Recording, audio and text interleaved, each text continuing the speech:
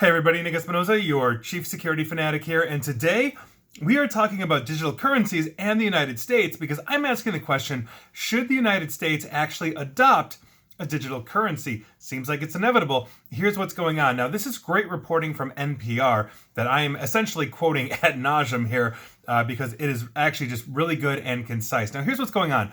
The US is considering whether or not to adopt a digital version of its currency.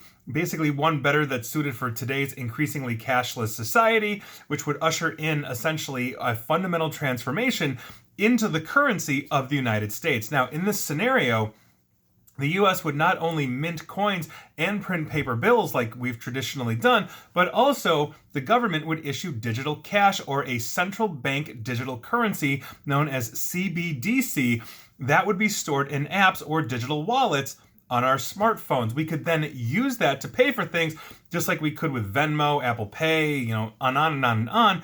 No physical money would actually change hands. Now, it's a vision of a cashless future that other countries are already embracing. China, which I've talked about, has unveiled the digital yuan on a trial basis. India is also looking at creating a digital rupee as well, rupee obviously being their currency. So, the US is now weighing whether it wants to basically get into this game. And last month, the Federal Reserve here released a paper on this, laying out the advantages and disadvantages of a digital currency. Now, the Fed says that it's a first step meant to kickstart basically this conversation among policymakers and also to gather feedback from average people at some of the country's largest financial institutions.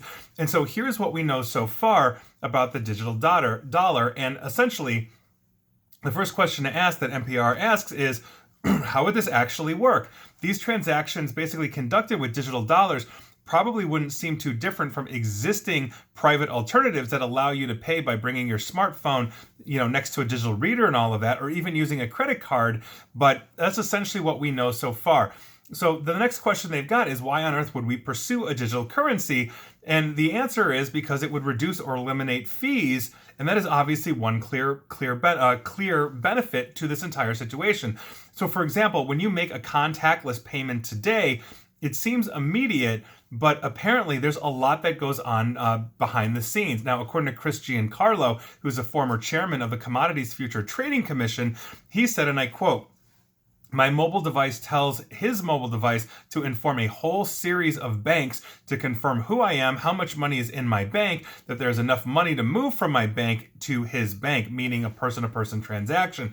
And each step of the way, there are transaction fees. In 2020, those fees added up to $110 billion here in the United States, which obviously is essentially just shouldered by businesses that are catering to digital currencies, such as, other types of transactions that are done digitally. Now, with a digital dollar, you could, in theory, eliminate these middlemen.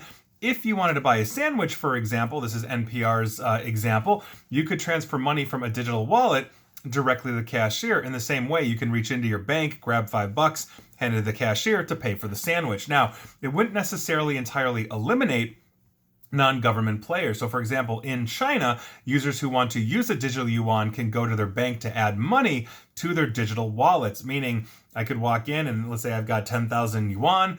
The bank in China could convert that into a digital currency for me. But just having digital dollars in circulation could also put pressure on credit card companies and payment processors to lower their fees in order to be competitive. Meaning, if I'm, let's say, using a debit card because I have cash in the bank right now, well, maybe it would be easier and cheaper for me to convert that actual physical cash on my debit card into digital dollars and then use that via an app on my phone. And obviously, we will get to the challenges because the next question is, what are the challenges here? So, for example, obviously, one of the biggest issues that we've got here is privacy. I'm a cybersecurity privacy nerd. You knew I was going here. And I have to say, NPR did an excellent job of summing this up as well. Now, because the Fed would implement and oversee this project, the central bank could accrue a vast amount of data, potentially giving it a lot more visibility into everyone's financial life.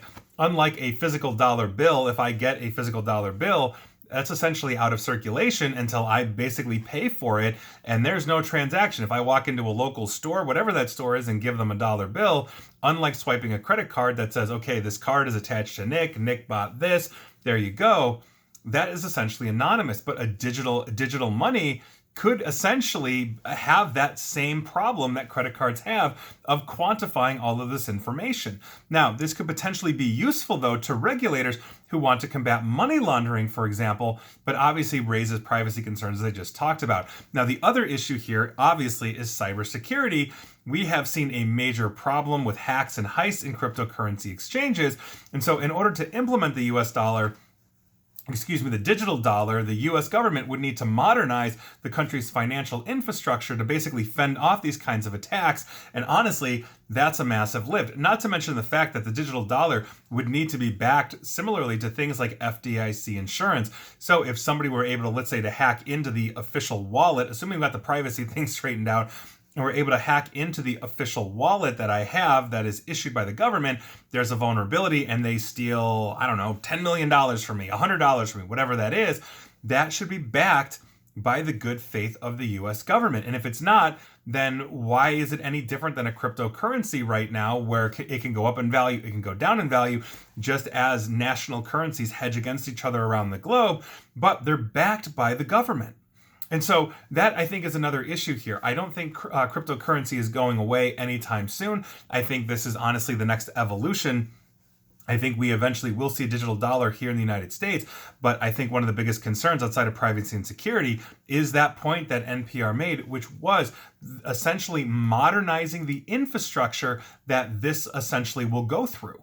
Meaning, if we are not properly modernizing that, we are ripe for vulnerability, we are ripe for cyber attack, which means we are ripe for theft. And I think that's a huge problem that we all need to understand. So this was a great article by, and I forgot to mention his name, David Gura of NPR. David, I hope I pronounced your name correctly, but excellent. I'd love to hear your thoughts on this. Do you think the United States should adopt a digital currency? And if we do, are you concerned about privacy and cybersecurity? Are you concerned about having that digital currency, ripped off by somebody hacking into it, stealing your phone, all these kinds of things? Understanding we can put some mitigations in place, like encrypting our phones in case of loss or theft.